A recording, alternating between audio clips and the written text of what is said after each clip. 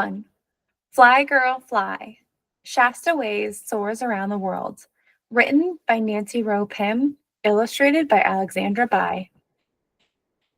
In a big, big world was a small, small girl who went by the name of Shaesta. Born in a refugee camp in Afghanistan, she did not remember when the soldiers came, when the tanks rolled, when the bombs dropped. She had no memory of her family's escape or the plane ride to America. In California, Shasta's family grew and grew until she was one of 6 girls. They chatted in Farsi and Pashto, the languages of their homeland. At dinner time, they gathered around a cloth on the floor and ate, picnic style, from a spread of dishes. At home, Shasta lived as an Afghan, but in school, she learned to be American. One day, young Shasta said, "I will do great things." Her mom said, "You can do anything you set your mind to." Her daddy patted her head and said, "But Bacham, my child, you are so shy." Her sisters giggled, "You are afraid of everything, even planes in the sky."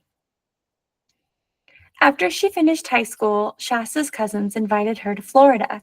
She would need to ride in an airplane to get there. Shasta wondered, would it soar like a rocket or rumble like a roller coaster? She boarded the aircraft and said a prayer. The engines roared, the wheels lifted, and the plane soared. From up high, colors of brown, green, and gold flowed as one. No lines or borders separated one state from the next. Shasta loved this view from above, a pilot's view. One country, one big world. Up in the white puffy clouds, Shasta released her breath, along with her fears. From then on, Shasta had one dream. She told her family, "I want to be a pilot." Many doubted Shasta. What Afghan man would want to marry a woman who flies? Foolish dreamer. Girls do not belong in the cockpit of an airplane. Silly girl. But Shasta thought, an airplane doesn't know if I'm a boy or a girl. So she studied science and math. She read books. She applied for scholarships and took out loans to attend a school to learn how to fly. She became the first in her family to graduate college. When she finally held her pilot's license, it felt like she had been granted a superpower. Shasta wondered, what now? One day, Shasta met Barrington Irving. A Jamaican immigrant, Barrington grew up in poverty in Miami. He had become the youngest man and first Black person to fly solo around the world. Nothing had stopped him. Shasta started to dream about making her own solo flight around the world. So she flew with Barrington over Russia and most of Asia to learn about international flying and radio calls. Then she met Jerry Mock, the first woman to fly solo around the world. They talked about single-engine airplanes, about big and little airports, about foreign countries, about being alone, and about fear. They talked about Amelia Earhart, the first woman to fly across the Atlantic Ocean. Amelia had said, "The most effective way to do it is to do it."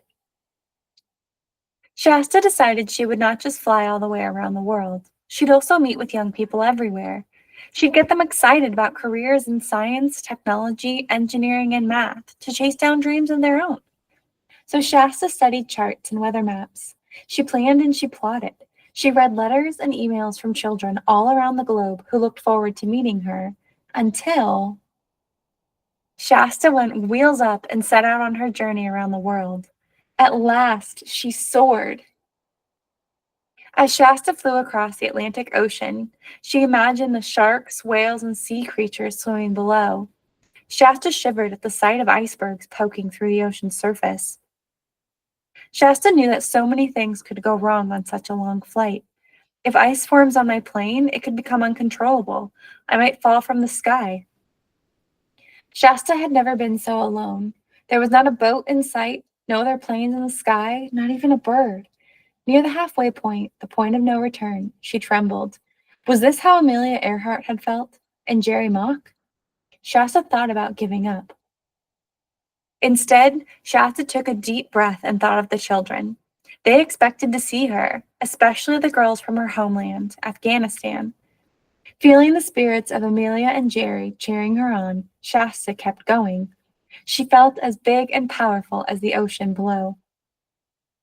Country by country, Shasta met with youth around the world. She told wide-eyed children her story and inspired them to follow their dreams. She landed in little-known places like Cagliari and Christmas Island, and faraway countries like Egypt and Fiji. Everywhere she went, her message was the same: challenge the possibilities, dream big.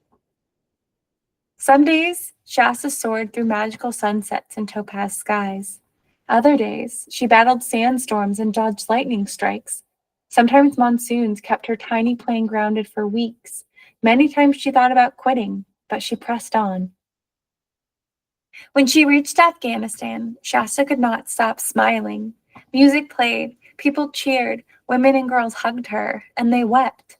They celebrated a girl with a dream who dared to say that girls can soar and follow their hearts, wherever it may take them. Months later, after flying nearly 25,000 nautical miles with 30 stops on 5 continents, Shasta landed at the airport where it all began. Shaesta Waiz had done it. She was the first woman from Afghanistan and, at 30, was the youngest woman in history to fly a single-engine aircraft around the world. Surrounded by family and friends, Shasta kissed the ground. She was home.